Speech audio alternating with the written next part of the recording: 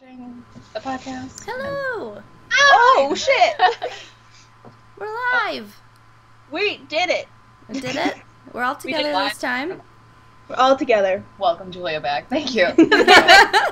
Thank you. I know, I was very missed, yeah. I know everyone missed me. Yes? Oh my goodness. It was really weird That's having our Jeanette fan. in a giant rectangle by herself. Yeah, like the name at the bottom was just Jeanette. Because I couldn't be bothered to change it, so it was just like, yeah, basically. Giant rectangle to yourself. Yeah, it was, just me. So this is podcast 7. Oh my god. Oh shit! We're almost at 10. We did. So We're doing so good. we're doing so well. Shockingly. And this month, we read, some of us read. No, because you missed a month. Remember? Oh yeah. Sorry, Brittany. You're good. not to like, you know, throw your shit under the fan, but Okay, well. What? We read Little Women. Some of us did. We tried. We tried. I think I'm the Attempted. only one who read it all the way through. After reading the plot summary, I think I realized I read the whole thing when I was younger, so... Because I was like, oh yeah. One of my issues with I Little definitely Women never read this as was a like, child. I had been trying to read it for years, like, when I was younger and as I got older, but it was just so hard to get into, because it's very Ugh, of the times. Yes. it's so old. I aged reading it. It was so, Oh no. it was so bad.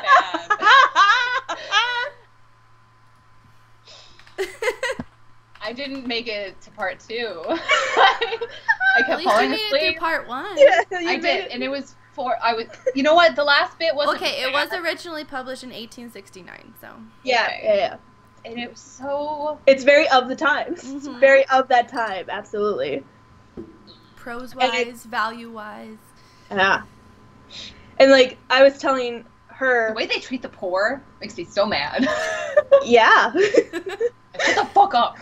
I was telling her the second part is, like, a little bit better, because if you read anything about, like, how Louisa May Alcott wrote it, is that she based most of the girls off of her and her own sisters Right. in their life, basically. Mm-hmm. And so it was very much like it almost felt like Boring. anecdotes about Yeah. their lives. It was like But a this- list of events. Yeah, like, stuff happened. These things happened. And then the part 2, because she wrote that after the reception to the part 1 was so great. Well, yeah, because I was reading, she didn't really want to write Little No. Women at all. Me, I didn't want to read it, so same page. But I then, should've but then when read it got the, to like, part good 2, copy. she focused more on, like, the emotional side of it rather Yeah, than the lesson became- teaching side of it. Yeah, it became more fictional and less morally grounded. Well, I was kind of feeling it when Beth was, like, gonna die, and I thought she was legit gonna die for She a does. minute. She does. In part 2. Like, from the same sickness? Spoiler! Spoiler alert, she does. Almost No, I think it's 200 like years she later. never fully recovers No. from scarlet fever. Like, she recovers, like, her fever breaks and she's fine, but her body never fully gets healthy, like 100%. And then her health just keeps dwindling throughout She all kind of of. started off That way already it's kind tragic. of Frail. smart. Yeah, tragically frail. Guys, you couldn't have told me before this started, and I look like an idiot. I mean, you didn't read part 1, so it's perfect. It's great. Like, I thought Beth was gonna die. Yeah, she does. Season 2 spoilers. The season finale. Oh, God. But yeah, no, she does, and like, cause Beth is like, cause I read cause I finished the book before my Gen Con weekend, Right. so all of it just left my brain. So I was like, let me read up on the Spark Notes real quick, Should have That's done what that. I did. and just remember some shit. But they do like an analysis after every few chapters, and like they talk about Beth's death as like she needed to die because she was very traditional values, and her traditional values didn't fit into this new like realm where women are not Does traditional. she die, like, right away? Because I might read the part. No, she does. She dies It's like halfway through part 2. yeah. But she also barely exists in part 2. She does like... Yeah, she dies. She's like this little ghost. Well, no, she dies more towards the end of part 2. Okay. But she's still there at the beginning of part 2, but not it's at all. like no one really cares about you, and you're gonna die later, so you don't get any chapters. It's like Alcott like forgot she was there, and she's like, oh right, shit. Beth's here. We should just kill her. We should just. She's still sick, right? Cool. It's fine. That makes it easy. It's so bad. But yeah, no, part 2 is definitely more interesting because it becomes less of like an anecdotal moral, like Let's this be is pilgrims. and it becomes actually like a romantic, Pilgrims. fantastical story. It's romantic? Yeah, there's a lot of romance in do part 2. Joe and Lori get together? No. Oh. We could go through that. I mean, They do. Everyone kind of finds happy. love except Beth. Beth does not Except find Beth. love. I know SparkNote said that at the end too. They're like, and then everyone was happy ever after. Oh, except Except Beth. But Nothing stops Beth? Yeah, basically it's Oh like my God. all the March sisters, save for Beth, find happiness and love. it's like, wow, SparkNotes. That's more peace. important. Yeah, more important. But we should just, before we like continue, we should just hop into a plot summary real fast for what plot summary there is. Really. Yeah. So there's Does children. someone want to read the description? Oh right, there's the thing. We don't have it up because I have a I can book, read it. I have it up. but then Yeah. I'd have to show my rear end. we're kind of in a We're very situation here. squished. It's okay. Well, like we're here now. We're not moving, so Yeah. Do you want me you to can read it. Yeah, you can Okay. read it. Yeah, you can. Go ahead. That's all I was waiting for. Go for it, Britt. Little Women. The four March sisters, Meg, Jo, Amy, and Beth, live in financial hardship in New England with their mother, while their father has been drafted to fight in the Civil War. As the four come of age and their distinct personalities develop, destiny has contrasting fortunes in store for them in the form of marriage, career, European travel, or fatal illness. But the bonds holding together the March family remain intact. Initially written as a novel for girls, Little Women is now regarded as an all-time American classic for both sexes and all ages, inspiring generations of women writers and giving rise to many adaptations. And that was from almabooks.com. I should have read the shorter adaptation. I think I literally picked out the largest copy of Little Women I could find by accident. Probably. It's the Barnes & Noble Well, exclusive edition. It's free. Oh shit. The Kindle version is free on Amazon, I found Yeah. out. So Wow, I don't support Amazon or Kindle. So. That's there's some beef there. But that's fine. It wasn't. It was $5. The book was $5. Yeah. I don't care. I Yeah, can't right. imagine it being that expensive. I know to buy it was only like 60 cents. So I like how the Nice. summary makes the book seem more exciting. Yeah, it does. I know they live in Like financial romance, hardship. a terrible and their father illness. was drafted, and all these things. Well, you Destiny. never see the father. You see the father like once. He's in part 1 at the end of part Yeah, 1. he's in the end of part 1, and then like a Last two brief chapters. moment in part 2. For the wedding. That's it. That's all you see of Mr. March. But also, when like reading It's this, not important. It's about women. This is about women. True. but it like one of the things that was cool about this book is how Marmee, their mom, is like definitely like the head of the family, even though Oh, she's like she's the one who basically holds the entire thing together in every aspect of the word. Like her, like to the point where Mr. March could go fuck all. He could probably die in the war, and they'll still be No, fine. Mm-hmm. Well, yeah, that's what I thought was interesting from SparkNotes as well, when they said, like, yeah, in the beginning when their dad is gone, they're sad, but when their mom has to leave, they're like, Yeah, they like freak devastated. out. They're like letters, like entire chapters devoted to their letters to their mom. Right. They didn't write one Like, letter. the in book does not the show whole thing. any state of them ever writing a letter to their dad. It's like, fuck off, Dad. We don't care about you. Well, they did when he was sick. Yeah, But then that's pretty much it. that's pretty much it. That's pretty much it. So, How does this book start? what's it's Christmas Eve, and they're all just Oh, right. like, we want presents. Yeah, they're spoiled little. That's how it like, starts. The character development, like, they actually Okay, advance. since but- you haven't read part 2, but I'm gonna just say it now. Amy has the best character development yes. of all of the sisters. Oh my god. All of them. I was She is- like, Joe's my favorite, and then I got to And reading part Amy, two, and then I was like, Amy. oh my She's the god. youngest, right? Yeah, she's the youngest Okay, one. that's what I thought. But she has like easily like we'll go into detail of like how she develops by because in part 2 she becomes like this like full-fledged, like, amazing woman and has, like, the best character development out of all of them. Yeah, I know in the last, like, 2 chapters of part 1, she was like, I don't want to be, like, everybody is sad that Beth is sick because Beth is so nice to everybody and I'm so spoiled and no one would care if I'm sick. And then she, like, changed, like, her whole being. And even her dad was like, wow, you weren't like this when I left. Like, you've grown so much and it's only been a year, blah, blah, blah. Yeah, like, Amy has easily, like, the best character development. Because even though, like, they all have, like, a character change at some point, but Amy's is definitely the best and the most, like, she becomes the most well-rounded character. She's the one that travels? Yeah, she ends up traveling, yeah. I should probably finish the book.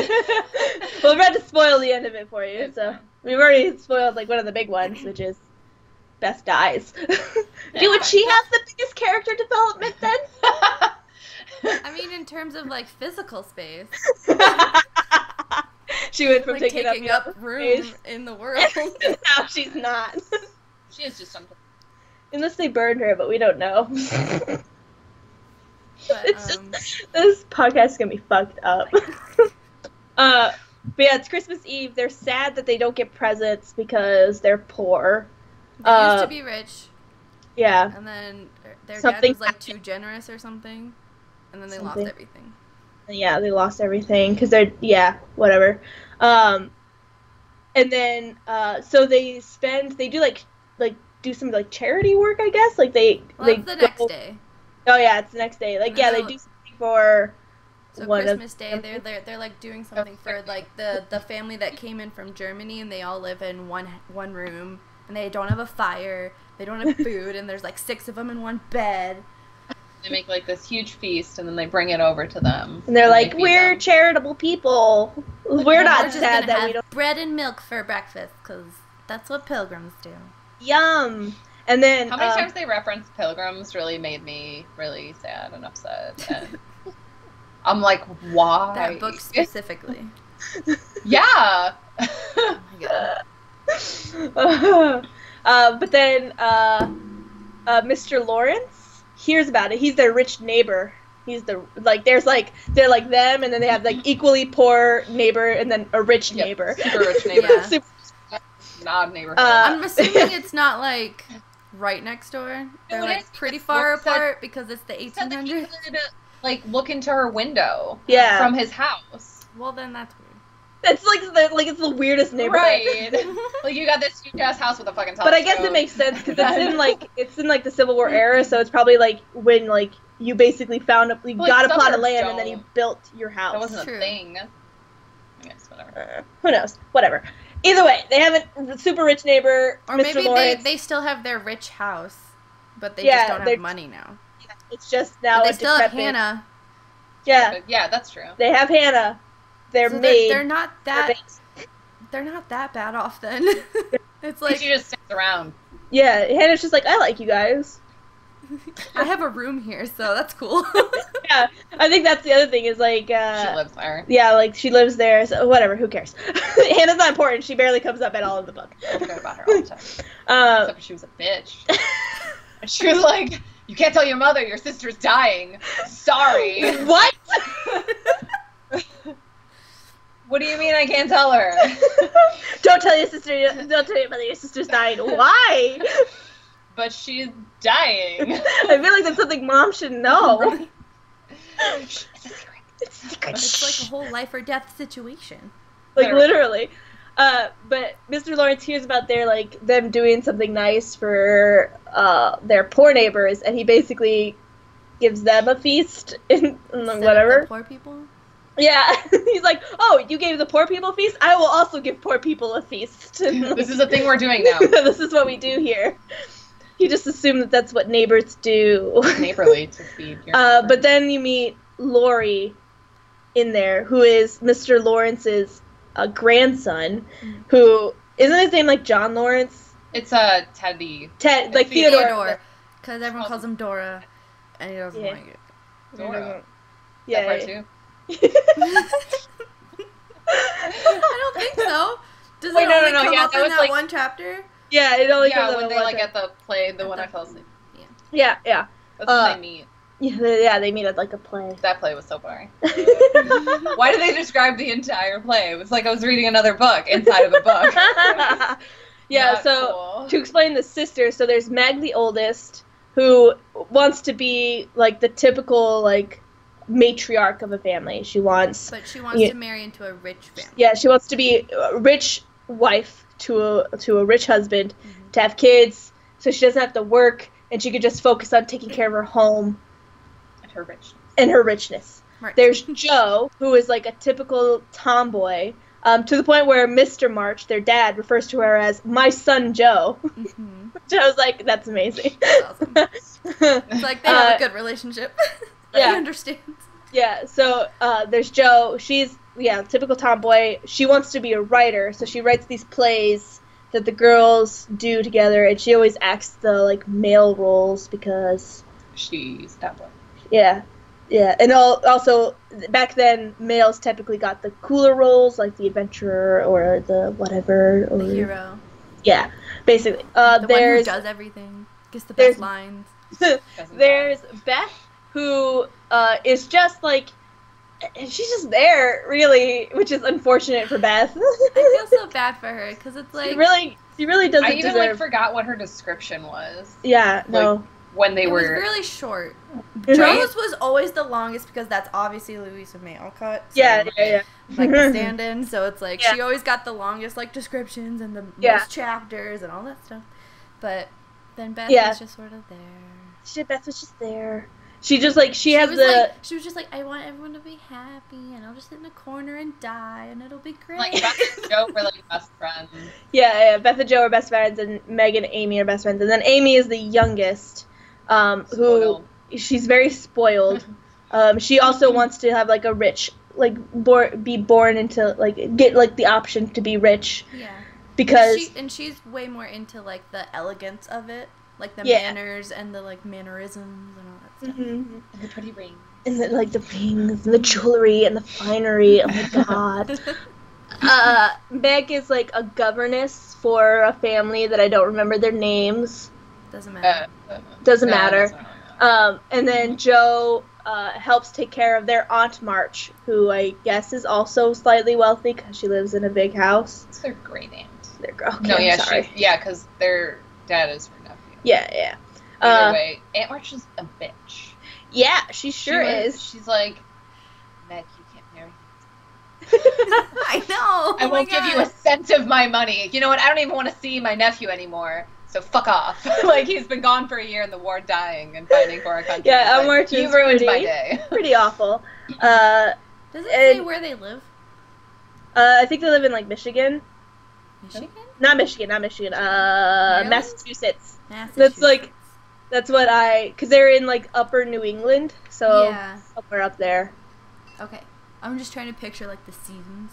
Yeah. Like the winters. It's like the, It's, snow. Mild? Yeah. No. Snowy? New England winters are not. So New England is, like, kind of close to the New York area, if not including New York. There was an anime of Little Women. And they made a Little Men. Oh. No. So, no, sit down. Homework for next time. They made a TV series. Yeah, there's also a movie that I want to watch. Aubrey Hepburn's in it. Yeah, there's a 1994 movie that has Winona Ryder and Christian Bale in it. So I want to, and Susan Sheridan. So I want so I'm like, I need to watch it. Because Christian Bale plays Lori, Winona Ryder is Joe, Susan Sheridan is their mom. That's the best movie ever. Kristen Dunst is little Amy. Let's watch this movie. The rest of the podcast, we're watching the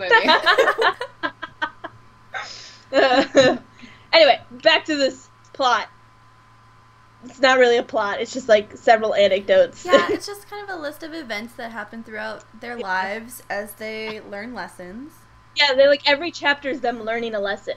It's like every chapter. Mm-hmm. It's like an Aesop's Fables book where like each story has a moral at the end of it. Yep. It's like and it's like all of them, and they're really simple too, where it's like they're just getting over it. Like Meg is like, oh, I have to be less materialistic, and you know, maybe I could be happy with someone that doesn't have money. And like, I should stop being so shy and thank Mr. Lawrence for letting me use his piano. And then she kisses him. The cheek.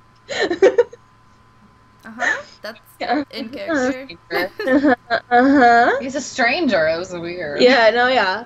And then, my favorite sentence, because it happens in part 2, is when after Beth dies, Mr. Lawrence asks Joe to be his girl. It's like, the fuck is wrong with you? What does that mean? I thought I don't like so it.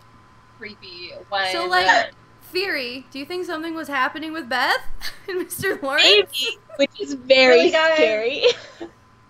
I mean, in part 2, Joe marries a man who's much older than. Really? Damn. So I was kind of sad about that. Yeah, me too. I didn't really want her to end up with anyone.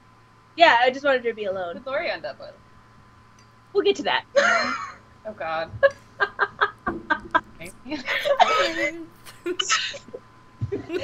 Guys!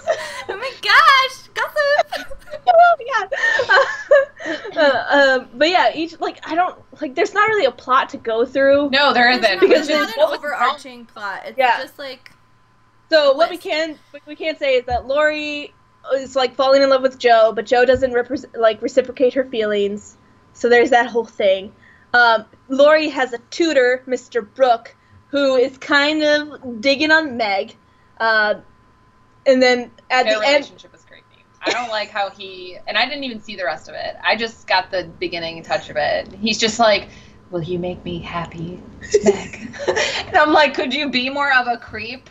Dude, I'll wait for you. All you have to do is wait. I'm going to be the one who's out there getting money. And because, Mr. Book, basically proposes to Meg, but, Meg is I'm too young. She's 17. Yeah, she's I feel I'm too young for this. And he's like, I'll wait. So after 3 years, he still waited. And they got married. Props to him. Yeah, because ain't nobody wait 5 days for me, but... Ain't nobody waiting for me at all. Barely get anybody to wait an hour for me to get ready. Anyway. Sorry. And then maybe Amy... we should go through our own Little Women arcs then. Yeah. Changes people. I feel like I've changed dramatically. Oh, I have another question, but we can do that after we're done with the plot. Quote unquote, not really plot. Beth gets sick. At one point, Mrs. March goes to Europe with the whatever, who cares? But she goes to Europe, and while away, Beth, We're in part 2 now? No, we're still in part 1. She doesn't go to Europe? She goes to DC. She goes to DC. My bad. There's so much traveling that happens that it just all blended together in my head. They're going to a place. Great, cool, whatever. Bye. Bye. But she goes to DC to see her husband. Who's dying? Or whatever. He's dying. Whatever. No one cares. While they're gone, she asks the girls to keep checking up on the poor neighbors that they have to make sure they're okay. And Beth has been the only one who does it. And then one day she asks them to go in her stead to go check on them, and then they don't. They kind of just yeah, whatever. Well, yeah. Okay. So Beth still goes, and when she gets back, she tells them that their infant child just died from scarlet fever. In her arms, yeah. And because Beth hadn't been exposed to didn't have chickenpox or anything, she was susceptible to getting it, and sure enough, boom, she gets scarlet fever. And now that works. Yeah, so chickenpox can develop into scarlet fever. So if you had chickenpox, you're susceptible to getting scarlet fever, but if you hadn't had chickenpox at all and you are exposed to scarlet fever, you can get it almost instantly, basically, yeah. It's fucked up. You got the chickenpox. Yeah, good thing I have the chicken. Yeah, and if you don't treat chickenpox to get better from it, it could develop into scarlet fever. It's great. You don't really treat chickenpox. You just don't scratch. Well, there's ointments that you can use, but basically, if you don't ever get healthy from chickenpox, it could develop into scarlet fever. Health lesson. Medical stuff. Just for you. Beth D, you're welcome. You don't need WebMD. You have us. It's fine. A young adult book podcast. I'll just text my parents. Like, hey, how do you contract scarlet fever? Thanks, appreciate it. But yeah, so Beth, like, this, like, entire chapter is supposed to make Meg and Joe feel, like, guilty for being selfish, and also, it's supposed to be, like, selfishness and selflessness are both bad. I know, I was reading that, and I was like, what am I supposed to do then? Healthy medium. Yeah, you need a healthy medium of being selfish and selfless. So instead of showing me what that is, you're just showing me the bad parts. It's like, thanks. This is a great lesson. Meg and Joe... I'm just gonna freak out. Yeah, just gonna freak out. Because, like, Meg and Joe wouldn't have gotten scarlet fever because they were fine. They were immune from it. Amy was sent off to go live with Aunt March after Beth contracted scarlet fever because Amy could still be susceptible to it. And then we just kind of watched Beth almost die. And then just, like, standing there watching. Yeah, just watching her nearly die. And then she comes back, but, like, in, like, a sad turn event, she says goodbye to all of her sisters, and the doctor's like, no, she's fine. It's just like, dude, like, let her have this moment, okay? Like, please. Guys, knock, knock. She's actually fine. Knock, knock. Knock. I got some good news and some good news. You can stop your sweet sentimental goodbyes to your sisters because you're gonna make it through. Like, can you fuck off right now? We're having for another 3 years. Yeah, at least another 3. And then She dies after the wedding too. yeah, yeah. Doesn't it like jump into the like the wedding? Well, Like the it's first like or the second wedding is like chapter, the end right? of part 1, and then part 2 is like they get engaged at the Oh, end yeah. of part They, 1. There's no wedding yet. But I saw the chapter called "The Wedding is in Part 2." yeah. There's like the wedding is like right there, and then a couple years pass because they have kids, and she doesn't die until after like Meg's and Brooke's kids are in the picture. Because yeah, I like how Meg's and Brooke is his last name. Yeah, I don't care about his John. first name. Who cares? Brooke is a cooler name. Also, he's referred to as exclusively as Mr. Brooke throughout the entire book. Yeah. Oh well, yeah, but then there's that's. I'm just saying, it's hard for me to remember names when, like, their first names when they just, like, this is John Brooke, and then refer to them as all the males Mr. are named John anyway. Like, yeah, like literally, because there's John Lawrence and John Brooke. Like, I'm sorry. Theodore. No, John Lawrence is his dad, is his grandfather. Yeah. John is a common white name. Especially in the 1800s. Yeah. John Smith. John Doe. I mean, we have at least 3 Johns in our group of friends alone. And 2 Johns. I don't have any, so... 2 Johns. How many friends do we have? 3. 3. We have 3 friends. 3 friends, 2 of them named John. Wait a second.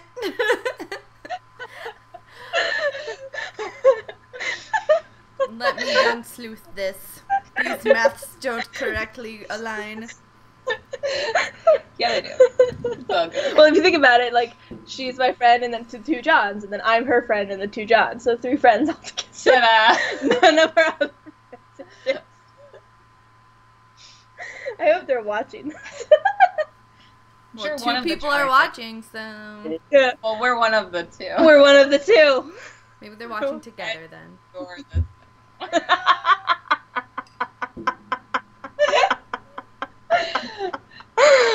They might watch it later. John Longhair John. John Longhair John. John.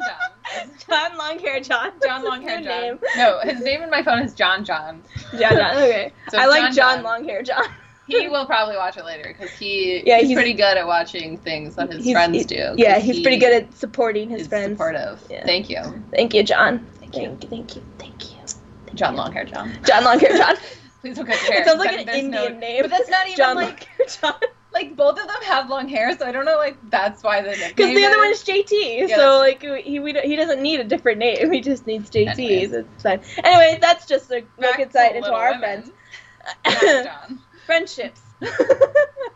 But yeah, like it just like where were we at? We were talking about Beth died. They get married. Yeah, Beth Beth died. died. She didn't die. She came back to She life. came back to life. That's where we're at. Meg Then and Brooke got married. yeah, well they got engaged. And yeah, that's basically the end of part 1, is they get engaged. That it is. Yeah, and everyone is just, like, working and going to school, and that's it. Beth, like writes a story and it submits it to a newspaper and they publish it so she can make a little bit of money. Beth or Joe? Joe, my bad, Joe. Okay. Which is so she cool. makes a little bit of money. She makes, like, some quarters. Yeah, some quarters. Some good solid quarters. Some quarters. Quarters are a lot of money. And that's basically everything. What does everyone learn in part 1? Don't be materialistic. Don't be selfish, but also don't be selfless. Buy the Pilgrim's Rocks.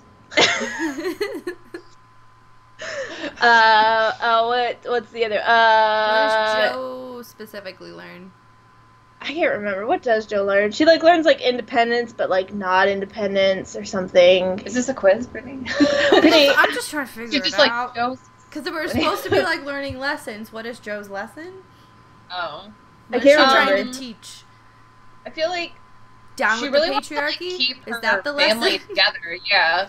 And then because she gets really she mad. She gets fucking pissed when Meg, the potential for Meg to leave. Yeah, even saying even when Lori first told her Mr. Brooke had her glove, and she's like, no, he didn't. You take that back. Well, he's poor. She'll never love him. Immediately just throwing out you can't split my family just apart. Vitriol. Dude, calm down. Chill. Just you're 16. Chill. Calm back. Ease down. And I don't like how they kept just the phrasing of how they. I know how that's how it was, but I'm just saying and but taking the women away and and they're not.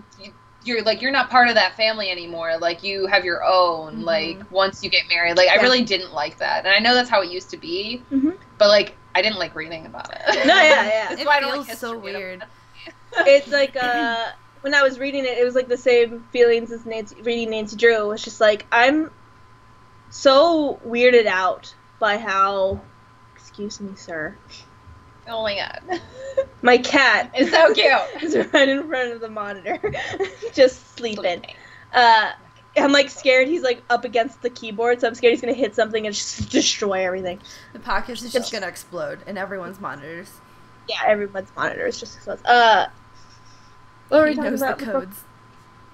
Yeah, it was just trying to read this book because it's very much because there's a weird controversy with this book of whether it is feminist and if it's if it actually is or isn't. I think Amy's story is. Yeah, Amy's story does make it, and I think Jo is a very she's supposed to be this driving force for the feminism ideal of independent women basically. She has when they're younger, she's she's the one. Yeah, she's definitely the more independent of them, and the other 3 girls are so tied into what they want.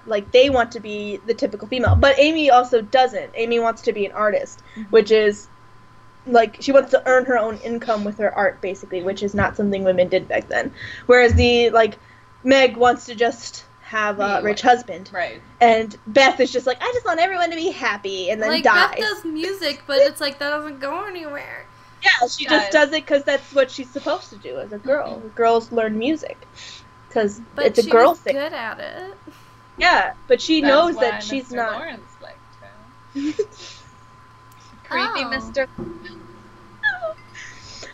And then also Lori wants to pursue music, but Mr. Lawrence is no, that's a girl thing, and then she was you need to be a businessman, and so that never happens either. And he's oh, okay.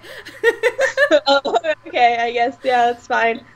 And so, it's it, I think the second part does a better job of, actually giving off the what feminism is supposed to be, which is a woman has the right to choose what she wants to do regardless of what is meant to be for her, because there's nothing, a woman isn't meant to do anything. A woman is she does whatever she wants to do, which I think is more accentuated in the second part versus the first part, because the first part it's they are just doing what they know they're supposed to do, and Jo is acting vehemently against doing what she's supposed to do. Yeah, but both sides of that are there's something in the way. And yeah, exactly. Yeah. So that's the issue. Yeah, and then in part 2, you actually see them kind of find the lives that they kind of want to, except Beth. Beth finds death. Poor Beth. I mean, everyone ends up happy, so she gets what she wants. Does she? I don't know what she wanted outside of that. She didn't want anything. That's the issue with Beth, which is why she needed to die. She needed to lie so others could live. Because literally Alcott forgot about her entirely and was just like, I didn't have a plan for her. Oh shit. Guess she'll die. Because, like, even her death doesn't really propel anyone's arc or anything. Yeah, not really. She just dies. And then they're like, back to our things. Okay, I guess, because, like... Commercial break. I'm engaged now. It's just, because, yeah, Beth she was, like, a nothing character. Like, she's like that character that she's just there. She's just... So when she does something, and then when she dies, it doesn't change the plot in any way, shape, or form. You're sad. There's not a plot, it's like, so there's nothing to change. Yeah, there's no plot. But like, she's not tied into anything that's happening in any way, shape, or form. She's just there. And then she dies, and then everyone's, like, sad for a minute, and then the next chapter, everything's fine. We already said our goodbyes 3 years ago. It's Let's just copy and paste that. There we go. Boom. Easy. Done. Nailed it. Yeah, it's just poor Beth. Then part 2. Yeah, part 2. What all happens? Meg and Mr. Brooke get married. Yes. They move into a house. Yes. They eventually have 2 kids. They have twins. John Lawrence they named their son, and then Daisy. Is that what they named the daughter? That's the nickname. Margaret. Is it Margaret? Margaret was her real name, and then their Margaret's nicknames are Demi and Daisy, which don't make any sense. What? Yeah. And that's what they only call them, so why not just name them that? Why not just name them that? That's weird. Whatever. It was the 1800s. I didn't think that Meg was short for Margaret. That's Meg's full name, too. It's Margaret. Yeah. Like, I think that's weird. Yeah. I think Meg consists with Margaret better than Daisy does with Margaret. Well, that's true, Yeah. but you can't call Margaret's Meg because then Meg and Meg. Yeah. I mean, they could have called her Maggie. That's true. There would have been better options out there. Or also they could have She didn't want to write this book. She just put names in, didn't care. She's like, I just need to make a few dollars. Just trying to make some money. With the cash money. Joe continues writing things. Yeah. Whatever. Beth is she's like fine, but she's like still sickly. Like I said, she doesn't really fully recover from it. She's like, if she was at 100%, when she gets scarlet fever, she was at like 2%, and then when she gets there, like she gets better, she's at like 50%. And then it just like, it's like every time they described her, like in the summaries, they're just like, and then they came back, and Beth was in the corner, all pale and frail. And I'm just like, oh my god, what's happening? Over there.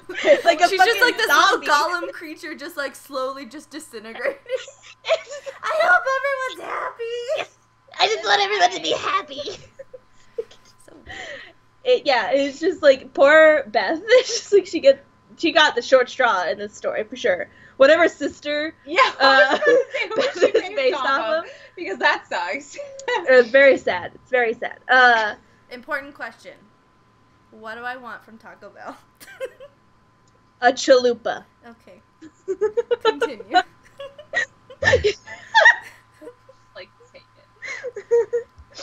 Get the nacho fries. Yeah, nacho fries. Their nacho fries are also really good. I haven't tried those. Get them. Do it. Do it. Let's see what else. While Amy. Yeah, well, it's so hard to describe the plot of this book. I meant to talk about. Oh yeah, to talk about our friends. Yeah, our friends. While Amy was with Aunt March during Beth's scarlet fever situation, they have like she gets, like, really close to Aunt March. I feel like she gets closer to the bird. I mean, you're not wrong. I feel like there was more interaction with her and the bird than there was with her and March. I can't remember what happens or how it happens. It's like at one point Amy and Joe go visiting. Yeah, it's like the visiting chapter where they're just going around to people's houses and then we're like, we're here to visit for like 30 minutes and then we're going to the next person's like house. say hello and they talk to them or whatever. Do you get food out of this? I'll do it. But then like Amy's like chastising Joe because like she's like, just be like, you know, like a nice person, please, for the love of God. Which is like, again, leads into Amy's like character development where she's like becoming like this refined lady who also is trying to be like modest and nice, and like she basically turns into this woman who realizes that she can enjoy the finer things and luxury and stuff like that, but she can also be a modest and humble woman who cares about people. She's like learning the most balanced approach to like what she wants. Balanced. Her like the way she gets proposed to is like my favorite thing of all time. So you're probably gonna hate it. Oh god. But it was like slightly cute, and also it was like very symbolic. Like their relationship. So I don't know. It was just great. But like because of the visiting, because of how well Amy did being a good visitor, she's invited to a trip across Europe with one of the families. I could totally be a great visitor. I know, and Joe's so mad. And Joe's like, I wanted it, and she's like, well, you were a fucking asshole the entire thing. Joe was very like abrupt. Yeah, well, because like I think I think Joe's like character development is that like she can be like a lady and also be an independent lady. Yeah, but it takes her till like the very end to learn that. Yeah. Feel like you don't have to be this abrasive woman. Whatever. I mean, you can still be abrasive, but who gives a shit? Whatever. Amy goes to you. Proper etiquette or something. Like you can also be like have an abrasive personality, but also be polite to people. Like there's like that balance that you can have. Yeah, it's like there's a time to be polite and a time to tell jokes and a time to like figure out if those jokes are appropriate for the people that you're around. And yeah, absolutely. Self-awareness. Yeah, be more self-aware. Meg and Mr. Brooke have like a weird moment where like they're getting distant from each other because like he's working all the time and she's always only ever caring about the kids. Yeah, he like, and then he just like you're the wife. That's what you wanted. I fucking hate. No, it's like they like she doesn't mind like taking care of the house, taking care of the kids, but she is sad that she doesn't get to see her husband as often because her husband is like. I know. Working, and she's he doesn't like painted as like the one who's doing something wrong, when he's the one leaving every night. Yeah, to go hang out with friends. And he's just like, she's not paying attention to me. Yeah, it's a guy friend. Oh, don't worry, it's fine. Do we know that for sure? There's no security cameras in this world. We have no idea. But like, and then like Meg is sad and she goes to her mom and she's like, I don't know what I'm doing wrong. And her mom is just like, well, have you tried, doing stuff for him? And she's like, you're right, I haven't. And so she puts the kids to bed early. She makes him dinner, gets dressed up. He comes home and he's like, wow, this is so nice. And then like Demi wakes up and like upset about stuff. And then Mr. Brooke is like, I'll take care of it. And he basically puts their son to bed. And then they, like, agree to, like, work together from now on. It's just like, what the fuck so is all happening? I have to do is, like, dress up once, and everything will be fine. If you're ever in a spat with your husband, just cook him dinner and dress up nice. And that's it. Then, just show up. Everything will be fine. God, so easy being a woman. So easy. God, what have we been doing wrong all our lives? Then Laurie professes his love to Joe at some point. Yeah. And Joe is like, I don't love you that way. And then she leaves to New York to do to work at a school. Right? Is that what happened? I don't know. So like intentionally leaving Laurie and Beth like alone because she's like, I think Beth likes Laurie, so that hopefully maybe something will happen. She like tells like Marmee about it, and she's like, I agree, you and Laurie would not be a good match at all. Beth might be better. Go to New York. Bye. Bye. And then while there, she has a great time. She meets Professor Bear, who is 40 years her senior. Well, he's 40 years old. 40 years old. So okay. 20 years older than her? Yeah, about as old as her dad. About as old as her dad. Yeah. But she forms a close bond with Professor Bear because he likes writing and he's very philosophical but still religious. Yeah, so all about God. They get some philosophical debates where he, like, you know, praises religion and stuff like that and how philosophy and religion can go hand, whatever. But like he's a professor, like very stereotypical. Yeah. But she becomes like very typically feminine when she's around him, which is weird. Like she like does things that she would not normally do. She's got a little crush. Yeah, basically. But like she just falls into those normal gender roles that she's been trying to push away from. Mm-hmm. But it's for only one person. So is that the balance? But also I kind of hate it because it's like if you find a man that you like, you just become a woman. That's just how it is. I didn't even read that, and this just sounds like she's not being herself around. No, yeah, not at all. She was being very typically not herself. Yeah. But they don't end up together. Yeah. Then. Right then. Because she's like, no, you're a friend. You're a friend. You're a really nice friend. He's like, you're a friend. Like, I like you. He's like, I want to smash. If we were playing Smash Pass right now, I would smash. Hella hardcore. Then it like Amy is having a great time traversing through Europe. She meets Laurie's like British friends that they meet in part 1. She meets up with them at some point, and she kind of has like a semi fling, like a fling as you can refer to it as a fling because one of the twins with Fred. Was it Fred? I think Arm. He got better. Well, that's good, but I mean his name is Fred. Hey, Fred Weasley is a great man. And he does not deserve this. George is also the only one alive. They're equally great. Not alive. I just love, he had a broken arm. Gross. Because, like, he didn't do anything. Like, when you first, like, meet them, like, he didn't want to do anything because he's like, he's not there for very long. Yeah, he's not there for very long. It's Plus, like, he had a broken arm. Friends, maybe something? No, I gotta go. Okay, bye.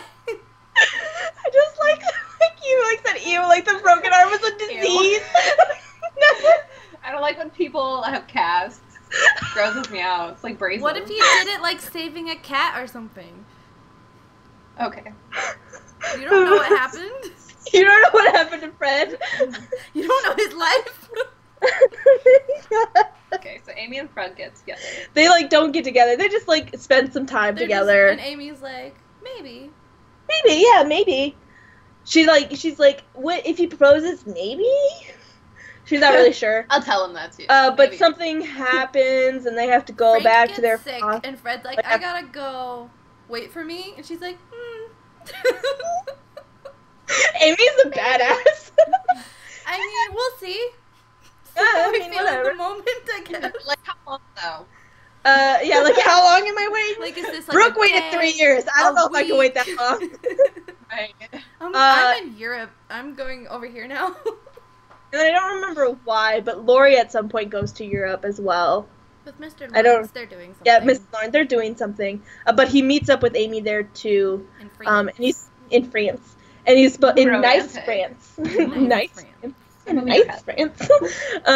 And they get really close while spending time together. He was only supposed to spend a week together, but he ended up staying a full month because he just didn't want to go. I think he was supposed to go to Sweden with Mr. Lawrence, and he was supposed to head that way. Yeah. And Amy's just like, dude, he's your grandfather. You should be helping him do stuff. He's freaking Switzerland or whatever. Yeah, because he was just being lazy and stupid, and she's just like, dude, get your shit together and go. And he's like, you're right, and then he goes. Yeah, good boy. Good point. And then Beth dies, and so they both get letters about Beth's death, so they go back. They like console each other and like whatever. Beth's dead. Yeah, Beth's dead, and they're just. Her death is going to light the flame of our relationship. It does. And then like they spend even more time together because they're like helping each other through this difficult time. And then they're out rowing in a boat one day. And then Amy's like, "Here, I'll help you," and she gets the other oar. And then they're paddling together. And then Laurie's like, "Will you help me paddle throughout the rest of our lives? Like, will you marry me?" What a dork. So fucking lame. Like, just like imagining it in my head. It's just like, what a Really? fucking idiot. Sure. If I didn't stop reading at part 1, I would have stopped reading there. It's just like he's like, "Will you row with me?" Like, what kind of stupid ass like proposal is that? Like, you're going on a boat? You're in the middle of a lake? Are there geese? What is happening? Is it at least a nice they're day? in France, so there's gonna be at least swans. Nice. There's swans. Swans. Oh my god. Swans are meaner than geese. They're vicious. But that moment is supposed to be symbolic because they row somewhere else. It's supposed to be symbolic because they're always working together in their relationship, and like Amy becomes more so the head of the family more than Laurie does. Like, she leads him, like, and he learns more from her than she does from him. Mm-hmm. So Amy becomes a super like independent woman while also being married, which is why I think Amy has the like life that she wanted when she was younger. Yeah, exactly. She wins. Yeah, like Amy this wins. was a game. She wins. Oh god, like explaining that moment. It's still very emotional. Still just making very me serious moment. I'm just like, I wish I could have been there. Like, I just wish it was real. She's like another boat like behind him, just like what's going on? Like in The Little Mermaid. Oh my god. It's like what's funny is that's something that would fucking happen today and it would go fucking viral on like Facebook or something. Yep. It's just like, will you row with me together forever? And, like, so stupid. I hate it. Oh yeah, before that happens, Fred does come back and is like, "Do you want to get married?" And she's like, "No." Which is very improper for a lady to do. A lady is never supposed to decline a marriage that is offered to her, apparently, in 1800s. What the fuck? Because if a man wants to marry you, girl, you better accept it. Because you don't know if you're going to get your only chance. Wow. Women, right? Am I right? Aunt March dies suddenly. Oh no. Hey, but now they're rich. Yeah, she leaves the house to Joe. Oh. Because well, I mean, Joe took care of her. Yeah. At some point, they all come back. Did she leave anything to Meg, or did she keep her promise? I don't think she gave anything to Meg. But besides the turquoise ring, I think that was Amy. That was Amy. Yeah, that's Amy. That's right. Yeah, no, I don't think so. I think the only thing that was left was for Beth. Coo. Or not for Beth, for Joe. But before that, they all come back because they're getting Amy and Laurie are getting married. They're all excited. Didn't they get married before they got back so that they could arrive together? They didn't have to have a chaperone. Yeah. Because that was a thing too. Yeah, that sure was a thing. So they get married while in Europe, and then they come back home. Professor Bear comes to visit. Well, he's in town. Yeah. He visits Joe and says hi, and, miss you, and all that jazz. Hey. And the family really likes... I'm over here, remember me? Yeah, the family really likes him and stuff. Things happen, and then he doesn't visit for 3 days, and then Joe's like, I'm gonna go into town and see if I can run into him, and then it starts raining, and she's covered in mud, and then she bumps into him, and he puts his umbrella over them, and he's just like, she's like, I care about you, and he's like, I care about you too, blah blah blah. It's raining. And then it's raining, and he can't get down on one knee because of the mud, but he's like, will you marry me? And she's like, yes. And then I feel that's a better proposal than the row, row, row your boat. You weren't there. You don't know. I like Jeanette's version of the telling. Will you Will you row forever? you row with me You forever? row with Life? sunset, and every sunset after this sunset. Lori's not that articulate. I liked Laurie. I thought he was a good kid. I thought it was Yeah, He's a Laurie's nice boy, like, but he's not that articulate. He's not like, No. He was a musician, He not is- a writer.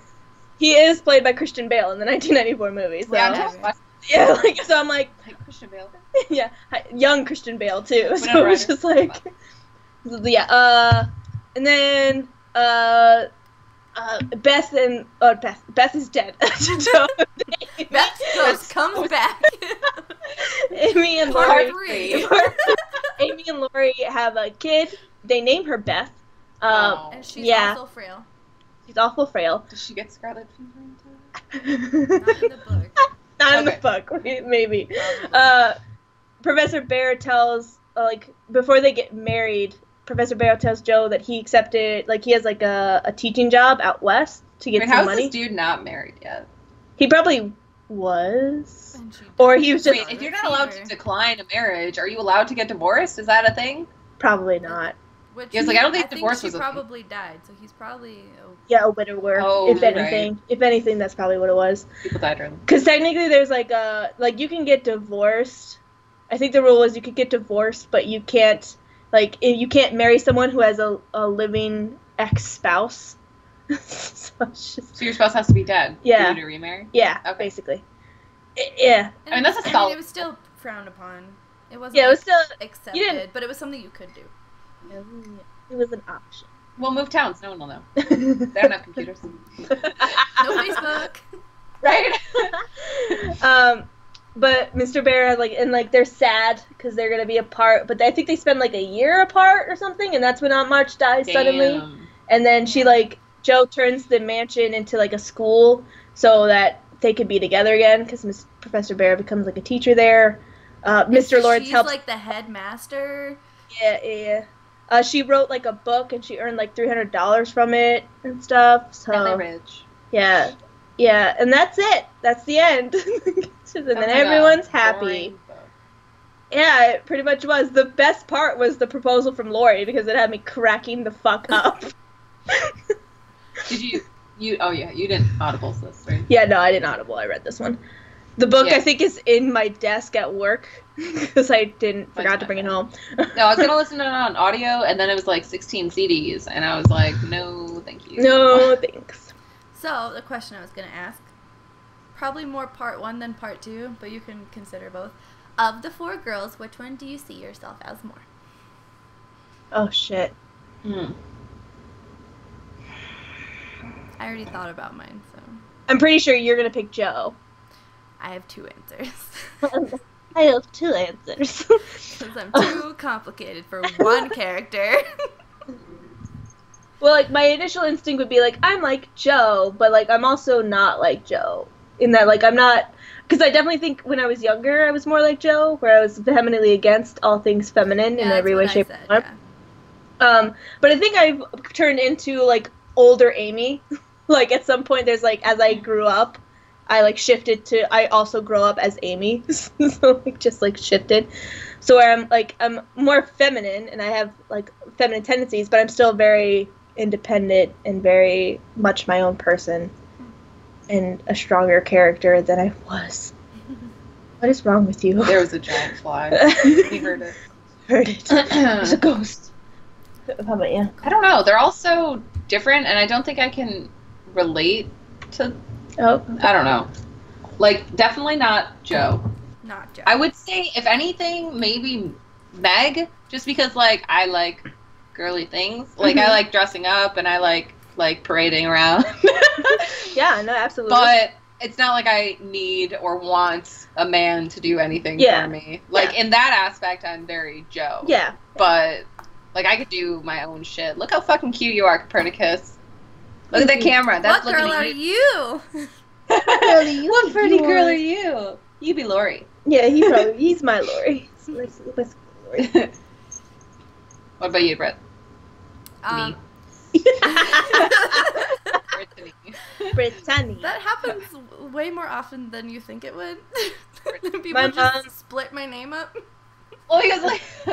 Oh, it's fine. My mom only ever calls her Brit, because I think at one point you were like, I hate that name, and my mom's like, oh, wow. And now And I she must just call you. only I've ever never had an issue with nicknames, so I don't know. Okay, Annie. Okay. Annie? I used to be called Paycheck for 2 years, Yeah. so... Well, All right, Annie, let's go. what's your answer? Let's get this shit I together. just said that I was like, when I was younger, I was more like Joe, but then that kind of became just like the inner part of me, and then externally, I became more like Beth. So. Dead.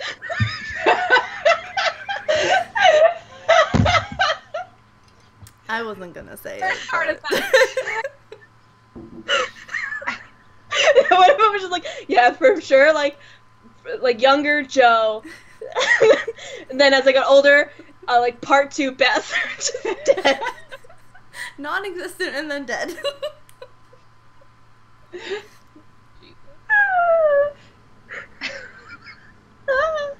Poor Beth, she doesn't deserve this. I meant the live version. Yeah, because you're very much like a person who's like, I just want everyone to be happy. I'm just, But then internally, it's Yeah, like internal- rage. I need to do all kinds of things. It's like the world is broken. I must fix it. Yeah, very aggressively fix everything, and then out and externally, just like, oh, I have scarlet fever.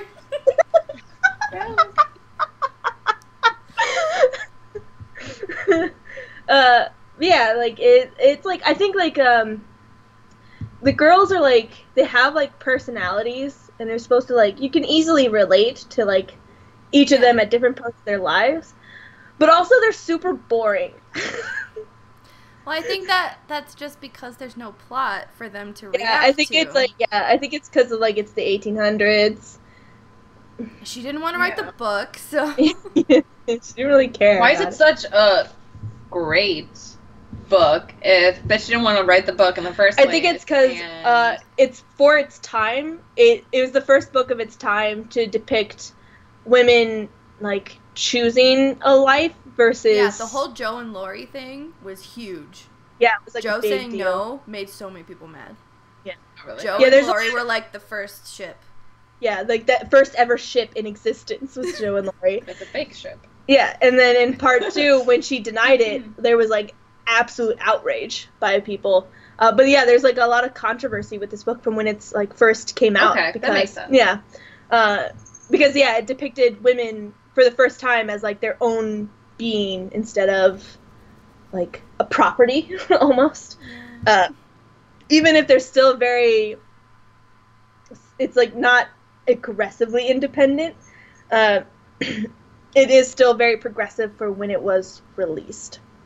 For sure. It's still definitely, for us in our time, we're just like, what the fuck? Mm-hmm. But for its time, it was a very progressive. Yeah, you which have this, and then you have Jane Austen, Yeah. and then... Well, we yeah. should at some point read Pride and Prejudice Oh because... my god.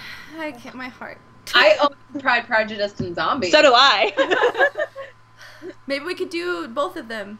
Yeah, and compare notes. No, that's way too much. We could do them reading separate notes. months. Okay. Yeah. Two separate months. We don't have All to right, do but them, like, together. We could do Pride and but, Prejudice like Zombies next year, guys. Yeah, well we because have we already got this we already have a plan. But like I'm just saying, like we could do Pride and Prejudice at some point, and then Pride and Prejudice and Zombies could be like our Halloween October book next year, or something. We have a plan. We have a plan. Keep watching. It'll Keep- slowly Right, unfold. like you'll see it happen. We should put up We're a not- schedule somewhere. Yeah, Maybe on our... on our Facebook page, baby. Yeah, which hasn't been touched. Shh, in I a just while. posted. Shh. Yeah, like before that it was like, what was it? It was like It was like fallen. March. I'm like, fallen. What's happening here? Years. Yeah, because if we post, since we already have like the rest of the year planned out, and whatever. We can on the YouTube page.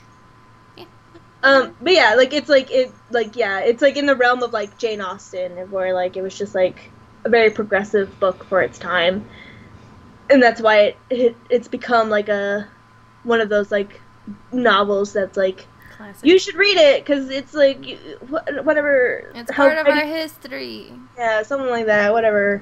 And I do think it is like great for that. Like it does show you how we've progressed throughout time. But also, it's just really boring. It's just, like, the issue is that it's, like, not fun to read. Mm-hmm. No. It would be different if they were, like, each chapter was its own individual, like, little book. Like a Dr. Seuss book, basically. Like, they're, like, it's the same characters in the same universe, but it's just, like, it's because they all have their own, like, start, finish, end plot of some kind. Again, like I said, it's like an Aesop's Fables book, where it's just, like, so what you're saying is it needs vampires. Yes. Okay. It needs some sort of. Let's do it. What it needs is Beth to have been sacrificed to the great and almighty Cthulhu, and then he wreaks havoc throughout the rest of the book. For those last, like, 4 chapters. Just, like, right turn. Yeah, just, like, suddenly just, like, changes. And then part 2 could be them trying to survive the apocalypse. Little Women and Cthulhu. I want to write this book so bad. And it's illustrated with little pictures. Little tiny Cthulhu. Baby Cthulhu. Baby Cthulhu. It's just like there is like nothing. It's like every like so the early. What would be something to make it more entertaining, but still keep the core of it? Like just add Cthulhu. Just throw him in there. Like makes sense. Cthulhu always makes sense. Like I don't know what else, cause like the biggest thread through it is Laurie and Joe. Right. So that's like the only thing. Yeah, it's like they're Joe and Laurie, their story is interesting because they were interesting characters because they were so different. They were against their own gender, whatever expectations. But the other girls are just kind of boring. So you just have to read through the other girls to get back to the exciting. So like it super sad Joe and Laurie didn't get together. That's how the rest of the world was.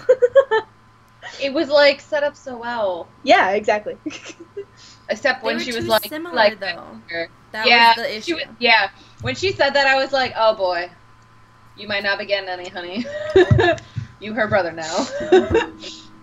Oh darn. That's what happens. He's like, yeah, I'm glad that you're my sister now instead of my wife. Yeah, he says that to her, and then the other thing is that Laurie, when he's with Joe versus when he's with Amy, are like two different people. Like he's very different around each of them. So it's like, it's just interesting. Just interesting. But then, like, on the summaries, too, it said, like, Laurie only acts more his natural self around Joe and not Amy, so that's concerning, but whatever. Yeah, it's like, whatever. What are you like, gonna do? Yay, Amy, I guess, for, like, being head of the family, but are you just doing the same thing that guys do to girls in the relationship? Yeah. So, we will never know. There's no part 3. Like, let's be honest, even if they weren't fictional characters, they're dead now, so. Right. Who cares? Part 3. It starts in 2012, and... I do like, because there's a lot of, like, reimaginings of Little Women in, like, modern times, and those depictions of it are cool because it, like, modernizes it for one, and two, it like makes Meg, Beth. I feel like that Amy. would change the entire story. Yeah, absolutely, because it makes them more interesting. Because there's more stuff that they can do as people. Because like part of it is just like nothing happens. Yeah, they're like they're kind of stuck doing chores and going to work because that's all they're allowed to do. Except that one week where they didn't do any chores and then got really upset at themselves. Yeah. We're not pilgrims. We're not good pilgrims. Yeah, but yeah, because like it would be different if like vacation. How dare we? It would be like I think all this book needs is something more for them to be doing. Like an actual plot. Yeah, like something an actual to like actually worry about. Like you can have them do like all the chores and all the visitings and all that stuff, but it's like there needs to be something that's like at stake. Like there was like the Civil War was happening throughout most of and none of that was mentioned. Yeah, so it's like have something happen, please. Like have it something effective like that way. Like they were in Massachusetts, like Massachusetts. In the middle of it. Yeah, so like part of it.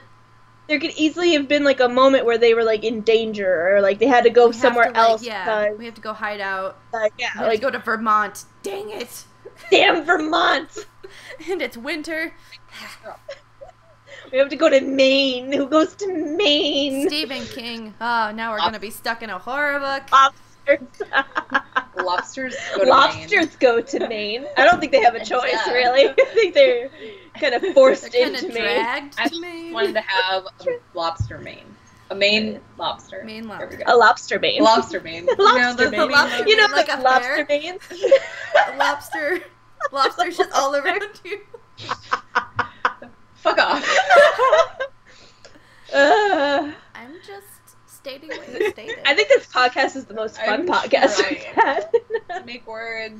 Because it's mirroring the book where there's no central focus. We're just, on point. Yeah, we're just on point. We're just mimicking the book. It's fine. It's just always the podcast. Yes. Oh, this is always the podcast. Yeah. It just needed anything. Anything at all that was, like, overarching that wasn't Joe and Laurie's romance. Right. Because that was the only thing that carried through. Romance into bromance. Because that was the only thing that carried in throughout all of part 1 and then into part 2. So, like, otherwise there was nothing else. Sickness?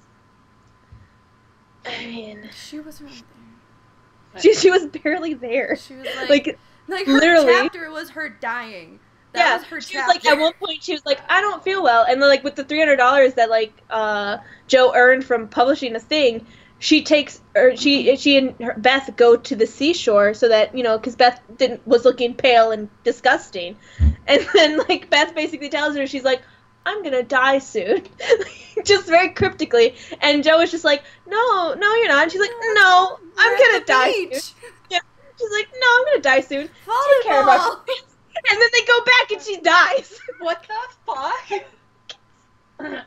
It's like the thing when, like, dogs die and they go to be alone. Right. Like, she knew she was gonna die. And so she's like, I'm gonna die. Like, just okay with it. Just like, take care of our parents. And then dies. Just very fucked up. I, don't want to finish this book, but I feel like I should read it so I, know. Yeah. It's an now experience. I got 4 more other books to read after this shit. Oh, I'm so excited for you to actually be with us for our series Unfortunate Events. Me too. Because like the entire time of our series Unfortunate Events podcast is like, God damn it, I wanted to know what Julia was gonna think. I watched the first half hour. Yeah. And then I couldn't I had to leave the room or something, and I just never started again. But I was like, oh, I got the gist of it.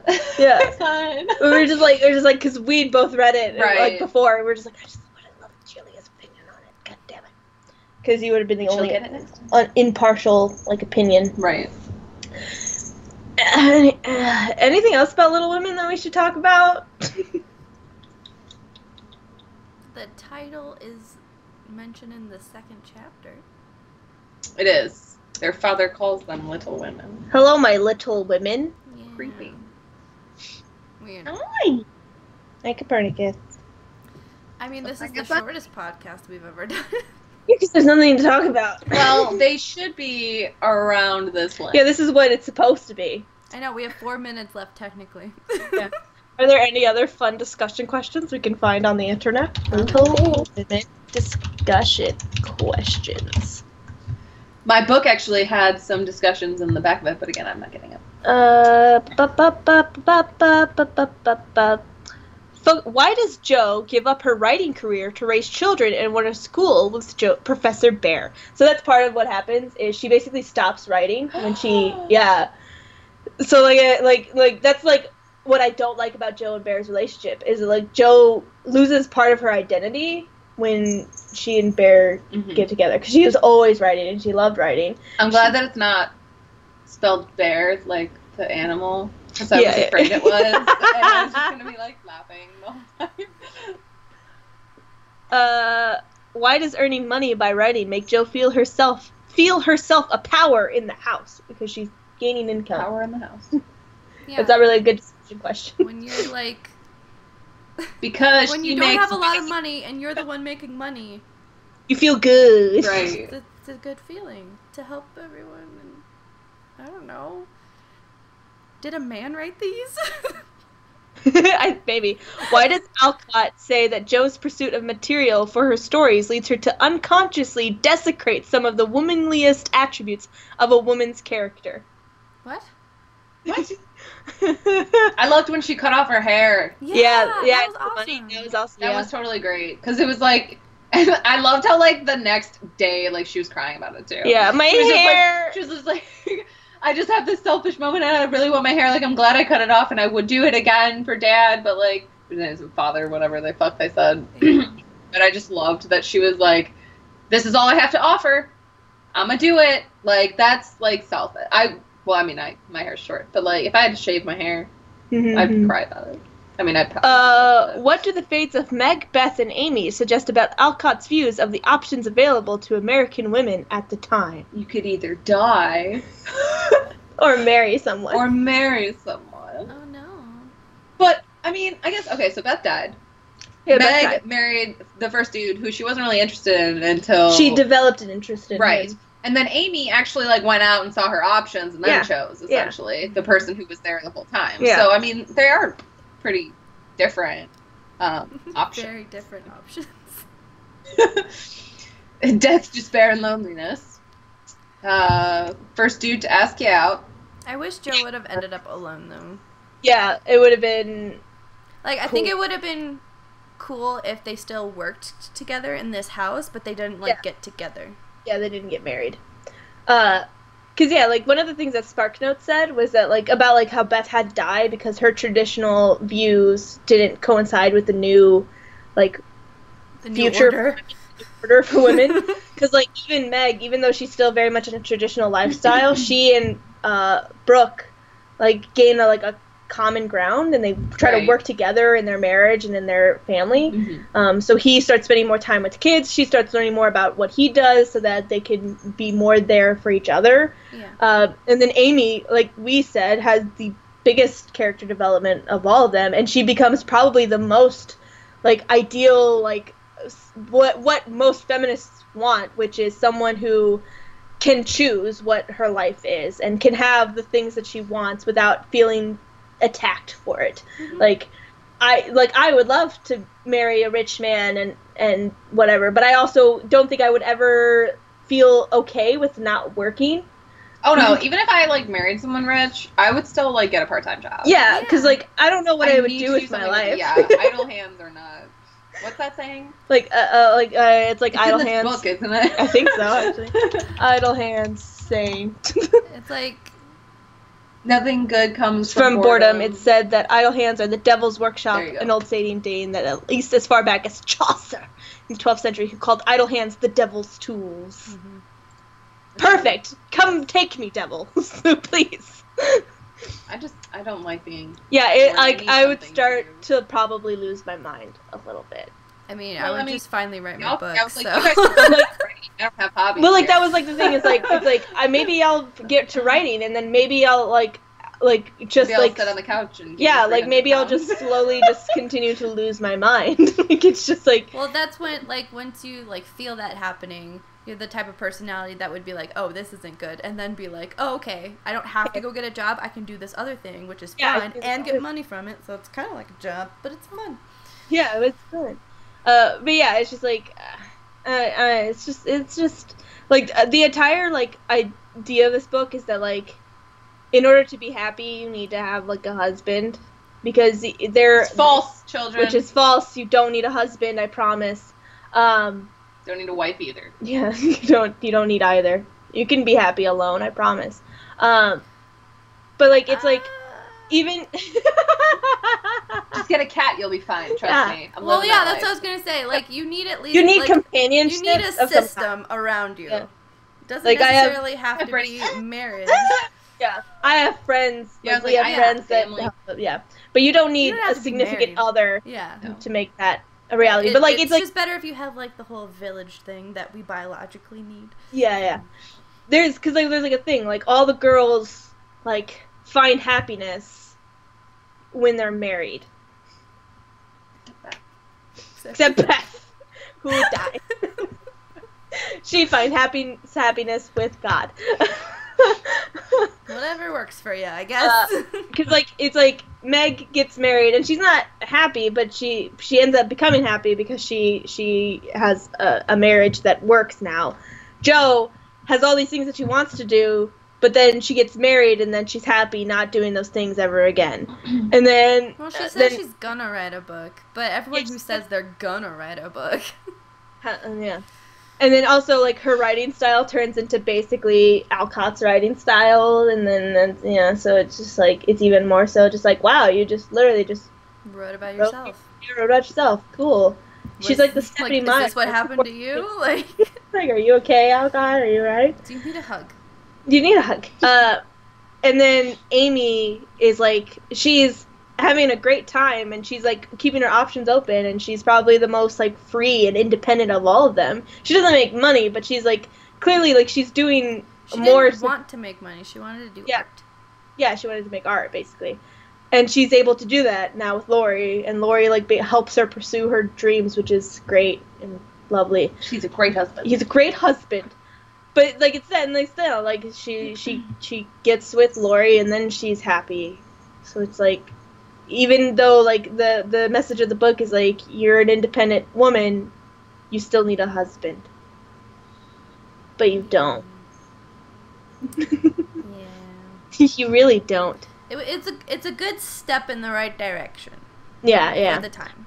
For the time. Definitely for the time. Does Little Women present money more as a force for evil or for good? Evil. I would say evil. Another lesson to learn balance in, I would say. Yeah. Because, like, I think Amy is a good representation of that. Is, like, she still wants, like the luxury of being wealthy. But she also, but she's also, like, both, like, at the end of part 2, her and Laurie are discussing, like, their philanthropy. Like, how they're going to spend, like, donate their money to, like, a greater cause and stuff like that. Mm-hmm. So, like, she uses, like, her background as someone who is impoverished, now that she has wealth with Laurie, to be able to use that wealth to help those in need. So she's, like, this humble, modest woman who now has this opportunity to help other impoverished people. So, like, I definitely think it's definitely set up as, like, the more, like, being, like, because, like, the girls, when they're poor, are very charitable and they do things, but they're also very lazy and they don't want to do those. They don't have direction because there's no clock. Yeah, there's no clock because time. And then when like anybody who has money is like, I don't know, it's weird. It's like one of those gray areas where it's like you can have money and I think the lesson is like not letting money control you, like control like your whole identity. Because like they keep saying we're so poor. We don't get presents. Oh my God. They're so selfish in the beginning. Yeah. Oh, this is like a good follow-up. Like, really Why do the girls immediately agree to give their Christmas breakfast to the Hummels, the poor neighbors, even though they were sighing about being poor earlier? So it's like one of those instances where like, we're poor, but they're poorer than us. Let's give them our food. Well, they're also like nice. Yeah, they're like really nice human beings. Yeah. Well, even if like they're like, oh, like this really sucks, they're like, oh, but you know, could that person can use it. Yeah, exactly. That person can use it more than me. Yeah. So. That's a good part. How does the power of male characters in Little Women compare to the power of the female characters? Well, Mr. March is non-existent. So, like, I think it's like. What do you mean by power? That's the first thing. I think they're talking about like, how the like it's kind of like how I think, because I can't explain it very well, but how I imagine it is they're referring to like how Marmee, their mom, and Mr. March are. Mr. March is the patriarch of their family, but Marmee is the one that holds the entire family together. Like, she's more important to them, so she has more power, I think, throughout with the entire family than Mr. March does. Oh, for sure. Because Mr. March is non-existent. but like it doesn't give me like what do you mean by power option. It just gives me like follow-up questions, which is why does Alcott construct the book so that Mr. March is absent for half of it? Because he's not important. Well, I feel like she also did it. She I wanted don't to know like if it was like intentional or not, but like it probably when he was. comes back and he kind of gives a recap of like how they've grown, I thought like that was important. Yeah, for the because it's reader. like someone who hasn't seen them, because we're seeing them at like our start of the time is like a different time than when he last saw them. So, like, but even so, like from the time that we started reading, the time that Mr. March comes back, it's been an entire year, and they've changed a lot, right? Yeah. And so they changed even more. Yeah, good period of time, regardless. But like I think like it's like very intentional for Mr. March to be absent because like these women are growing up to be like the idea of it. They're little women. These little women are growing up to be more independent than like their like the women before them, and I think they have Marmee to look up to for that. Who Marmee is basically raising them on her own right now, while her husband is fighting with Hannah. With Hannah. But yeah, and then Marmee is the one who another woman though. Yeah, exactly. True. Ooh, I love lesbian mom. But like she's like this entire glue that holds the entire family together, and even though she's not the one who's like seen as the like leader of the family in any way, shape, or form. She clearly is the leader of that family. Like she's the one who handles anything and all things that happen. And she's the one giving all the advice that actually works later on. And yeah. Why is Laurie accepted by the Marches as virtually another member of the family? Because he's enacting the same ideals that they want to. Yeah. Basically. The end. The end. What qualities lead Meg to fall in love with John Brooke? Why does she fall in love with John Brooke? He took a glove, that's why. He didn't even do that, though. Yeah, there was like this whole like thing when like Aunt March was like, you can't marry him, and then Meg started defending him, and she said even then she was like, I didn't realize how much I cared for you until I had to say it. Yeah, and so like during that speech there was a whole bunch of crap. Yeah, a bunch of shit that I forgot. Yeah, I'm sure he's a good dude. I can't remember. Like I think there was like a moment between like when they started like hanging out and getting close. Basically, there was like I can't remember what brought that on. Basically, I can't remember for the fucking life of me. Well, like, there was that love letter that Laurie sent, but she thought it was from like, Brooks. She was like, don't fucking say anything ever again, which is fucking great. That would mortify me. I would be so mad at that child. I don't like this question. Why does Mr. Lawrence call Joe a sly puss, but add that I don't mind being managed by you and Beth? I'm uncomfortable with this question. I'm telling you, something weird was off with Mr. Lawrence. He was a dirty old man, like most old men are. Yeah. Why does why does Alcott have Mr. March give his judgment of how each daughter has progressed during the year he was gone? Because it's a lesson book. Yeah, because that's why. Duh. And I think because also the girls deep down want the opinion of their father to be like the opinion their father has. It starts with like when he calls them little women, he's like, live up to the ideal whatever of the little women of whatever. Yeah, and that's whatever. Kind of like the motivation behind everything, that and the book. Yeah. Where they're like, we want to like at least Joe was like, yeah, I gotta do what Dad said. Yeah. This is a great one. Why does Alcott say that to outsiders, the March women seem to rule the house, but Mr. March was still the head of the family? Because he's a man. Wasn't there? Yeah, I was like, that's like what it was. Like the man is the head of the house, but those women are the ones who keep it running and keep it together. Right. There's so many. Ta-da! Wow.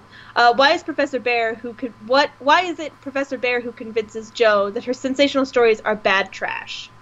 What a dick. Yeah. Well, no, she agreed with him, though. She agreed with him. So, like, Jo started writing sensational stories, which sensational stories are basically, like, fiction. Pulp fiction. Yeah, like, whatever. And was publishing them in newspapers to get money, basically. And when Bear found out, she was, like upset about it. And he's just like, that's bad trash. She already felt bad about it, and someone, like, saying it out loud helped her stop doing it. Yeah. it's like, it's because it's like she looks up to Professor Bear, and also he's an older man with more knowledge and stuff. And again, like with Mr. March, his opinion matters to her for some reason. Only those two, though. Yeah. And like her Why sisters. Yeah. Why does Laurie stop sulking about Joe's rejection when Amy tells him he needs to set about another task? Because he realizes he needs to stop being a fucking idiot. And that girl's... it's the same situation with Joe and Bear, where someone was actually saying, hey, you're not doing the right thing. And I'm not going to let you get away with that. Yeah. But this way, it's the gender's reverse. Like, the reason why he stayed, like, longer with Amy than he was supposed to is because he was, like, sulking. He was mourning the loss of being with Joe. Yeah. And, like, Amy didn't know that, and so Laurie tells her that he, like, proposed to Joe, and she rejected him. And she's like, oh, that's sad. I have a little bit of sympathy for you, but you can't just You can't just sit here and watch Netflix all day. You gotta actually do something with your goddamn life. Like, Joe isn't gonna, like, wait for you, so why are you waiting around for her? Like, do something. Yeah. And it's part of the reason that Laurie starts falling in love with her, is because Amy's, like, not gonna take any of this shit. Yep. Which is why I love their relationship, because Amy is just like, cut the crap, just do it. And Laurie's just like, you're right, babe, love you. He does it. Just like that. Yeah. You're right, babe. Are we intended to believe that Amy will rule Laurie as Joe says? Yes. Yeah. Amy, which isn't good, but... Like, it's like a mix. Like, I love, like, the relationship that Laurie and Amy have, because they definitely work together more so than one does the other thing. Like how, like, Brooke and Meg were at the beginning, where Brooke went to work, Meg took care of the house. They went into their relationship together, like, from the start. So, like, when they do stuff, they do stuff together. But I think Laurie never really... I think because, like, Laurie grew up in wealth and also, like, had these women around him, and he was always pining after Joe. Like, when he got rejected, he realized that he can't just get whatever he wants that easily, kind of a situation. Mm-hmm. And Amy is, like, the person who snapped him out of that, and was just like, yeah, no. And Amy's, like, very much become her own person who knows what she wants. So even though, like, their relationship is very much co-founded, I think Amy is more powerful in that, because she came from poverty to wealth, and then... but also within that, learned who she was and what she wanted in her life. Whereas Laurie is still like, I don't know what I want because I was never expected to learn what I want. I was given, like, I was born into wealth and everything was supposed to be handed to me, and then a girl rejected me, which is not supposed to happen, and it freaked me the fuck out. Well, basically. You live and learn. Yeah, I'm like, whatever. I won't be recommending this book to anyone. Actually, today at work, somebody was like, what are you currently reading? And I was like, unfortunately, Little Women. It sucks. And he was like, oh, okay. Yeah, it's like one of those books where... hard to read. It's like one of those books where you read in high school, but it's not the fun ones you read in high school that are actually, like, good. It's like the ones where you, like, have to, like, really pull your teeth to read. Hello. Mm-hmm. Hello. What's up, bro? He's like, your podcast is done, pay attention. Yeah, it's a podcast over now. So, yeah, I see the significance of it, but yeah, I wouldn't be like, yeah, so exciting, go out and read it. 5 out of 5. Because, yeah, like, I like, it's, like... It has its place. Yeah, it has its place. Because I love its portrayal of women becoming their own independent entities, but it's also just like a boring book. Like, it's not a fun book to read in any way, shape, or form. It feels like reading a textbook. Yeah. Like when your teacher sucks at teaching, and you have to read it yourself, and you're just dying on the inside, because it's not at all enjoyable. And they try to, like, throw in jokes in the textbook, and it's like, can you stop, no. Please? It's like, you know, you're trying, but no. That's basically what reading this book was like. So, yeah. Just read the Spark Notes. It helps. Like, you'll get the gist of it. There's abridged copies. Yeah, there's also, like, short, like, smaller copies. There's also children's picture books. There's also, like, a TV show. Simple. And there's, like, 3 different kinds of movies, and apparently an anime. So... Anything but the real book. Yeah, don't read it. Don't do it. Just don't. Don't do it. I mean, read it if you want to. We're not going to tell you what to do with your life, but we don't recommend it. No. So, not recommended this one. I mean, we're so good the last 2 podcasts. I know. Well, can't always be great and wonderful and rainbows and all the fun stuff. Or, sad and depressing, like a series of unfortunate events. Yeah. Yeah.